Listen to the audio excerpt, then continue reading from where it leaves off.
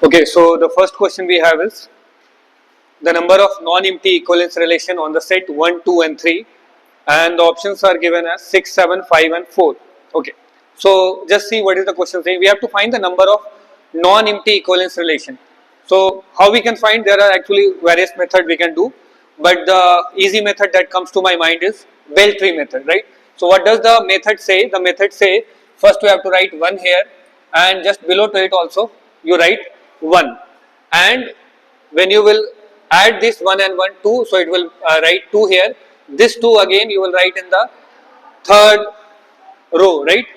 Third row you write, then you add 1 and 2, this 1 and 2 you add and you write here, it will become 3. Then this 2 and this 3 will add, you will write 5 here, and again this 5 you will write here, then you add 2 and 5, this will become 7, then you write 3 plus 7 is 10 and 5 plus 10 is 15, and continue. This process will continue. Then what is the benefit for that? The benefit is actually if the number of elements in the set, this is for n is equal to 1. If n is equal to 1, it means number of elements in the set is 1, then the answer of non-empty equivalence relation will become 1.